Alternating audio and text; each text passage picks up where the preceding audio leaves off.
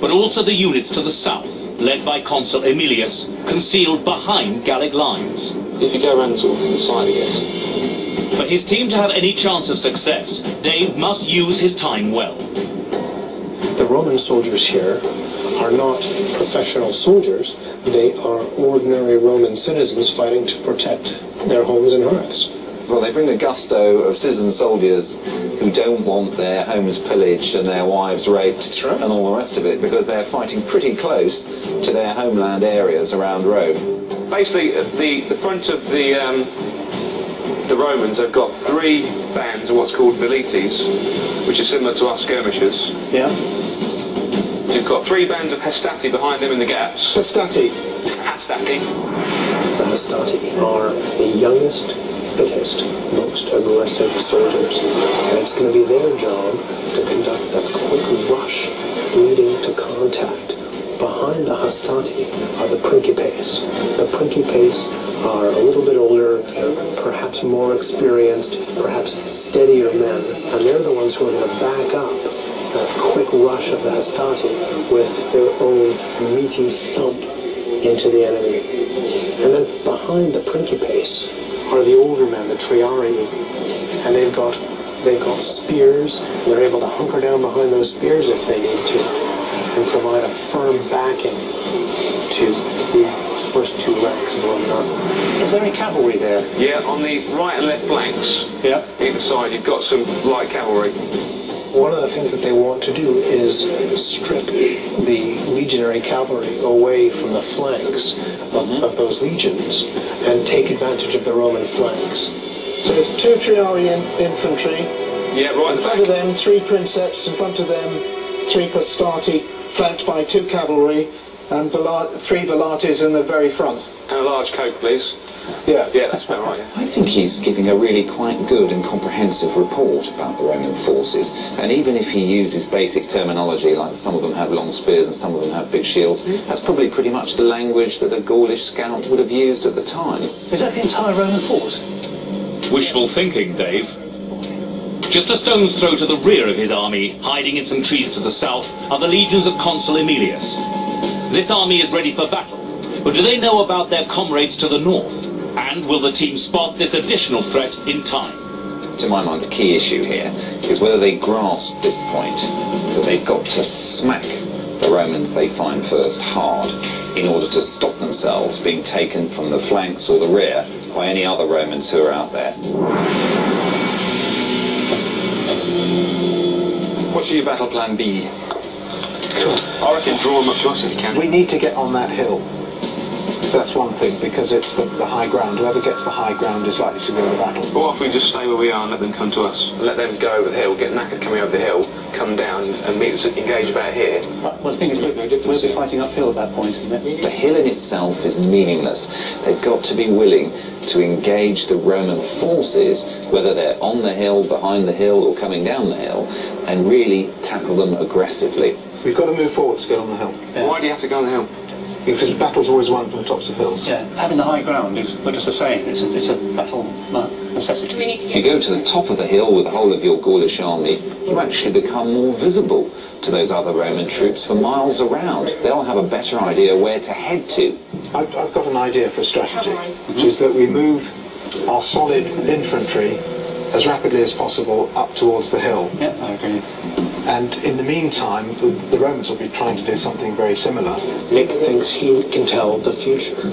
Nick also... He's read it in some entrails. Yeah, that's right, which is not entirely unreasonable. On one hand, he doesn't know what's going to happen, but on the other hand, he's got to expect things to happen that he doesn't expect. And then we've got to break up their formation using our shock troops, whichever they are. My concern, Nick, is the fact that if we get on the hill here, they've got their cavalry position on the left and the right, and they can quite easily come around the side here and attack our infantry from the right hand and left hand sides. We have to hold them with our cavalry, and our cavalry is stronger than their cavalry. Key to this battle is initiative.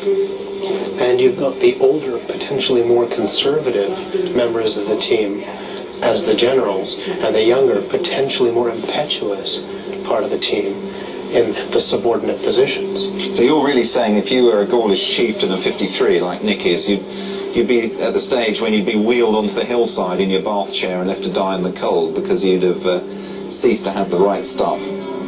No, I think that because he's a middle-aged English guy, he's not going to have quite the elan that the Gaulish chieftain drinking in his mead hall would have come this battle. I'm not going to give you much longer, so if you can show me with the blocks how you're going to execute this plan. The team's concept of operations is completely divorced from the battlefield reality. They need to fight the Romans, but they're not planning to attack the Romans. The Roman commander can just sit there all day and wait for another Roman army to come and help him kill all the Gauls. We've got to get these troops marching first. This is the first thing. Yeah. We've got to get them moving before we do anything else. Right up there on the hill they've got to be. The team is planning for a miserable, bloody failure. At the same time as we're doing that, we've got to be advancing in formation the cavalry, because the Roman cavalry will try and stop us doing that, and they're much faster than our foot soldiers, and these have got to be behind. Yeah, that's it. That's all right. That's our strategy. Actually, see, when I hear you talking like that, I can't imagine you with a banjo. That was very impressive. You all seem quite confident about this. Yeah, I think the clue was that our boys have no fear. We need to get up that hill as fast as possible. No fear. They have no fear whatsoever. Bosh, bosh, they're gone. So home by tea time. That's the plan. 225 BC, the Battle of Telamon. You're the Gauls against the Romans. It's time to deploy your troops.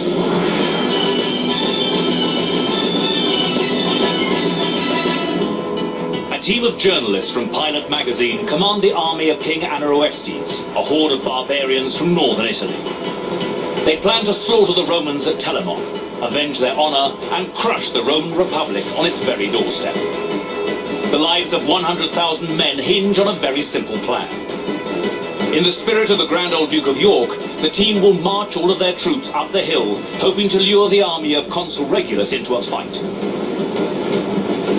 But have they spotted that Aemilius, another consul, and his army to the south now threaten to attack the Gauls from behind? The team's plan depends on Regulus taking their bait before any reinforcements can assist. So, will General Nick's hilltop stronghold bring him triumph or disaster? Once we get to the top of the hill, we want to keep it and be there when the second lot of Romans arrive. So you're confident that there will be a second lot? We have to be prepared. Eager to get stuck in, the young lieutenants send their warriors charging up the hill. Are you running, by the way? It's home, we're having a pleasure. I thought we had to leg it up there. Don't forget, they have no fear, yeah? You're in there. We're ready. The Romans aren't moving at all. Getting up that hill at a fair lick, aren't you? I like Trix's attitude. She's very aggressive. She wants to get stuck in. She says, get in there. That is the right Gaulish military attitude. Nick, I ain't wasting no time here. I'm getting at the top of the hill. Would you like some extra help? Yes. All right, have a look at this. It's a real-time satellite view of the battlefield. Right, we've got one lot of cavalry that are way behind the picture. Yeah, get those guys up here if you can. They've put themselves up on top of the hill, and they think that they can beat the Romans by standing on a hill, and they can't. Somewhere out there is another Roman army, and once that Roman army joins the one that the team is already looking at, it will all be over. The team has got to attack the Romans and attack them now. And the Romans are already on the move. Regulus has unexpectedly sent his cavalry in the direction of the hill, and the team are caught off guard. I think they're just trying to tempt us out. With the northern Romans appearing to take the team's bait, can Nick and Dave agree on the next step? I think we should go and attack. We should go after those cavalry. Are you deployed? Are you in the position you want to be yet? No, we're still moving the All right, cavalry. well, that should be your priority. Yes. Dave, on your side, the cavalry are way behind. What's happening? They stopped for a fag. But there's no stopping the Roman cavalry. With every second that the team deliberate, the horsemen of Consul Regulus are closing on their flank. The lieutenants will have to act fast and soon. They're moving round. Okay, Dave, I don't want our cavalry to attack their cavalry. Yeah. I think we're They're still moving. There's some others on the move. Some infantry's on the move there. Sticking rigidly to their plan, the team wait on the hill. And Regulus sends a second cavalry unit in support of the first. Time's running out. Dave, Yeah? get your cavalry guys moving quickly. We need to get some cavalry in there and find their cavalry. You want us to attack them? We want to attack the cavalry.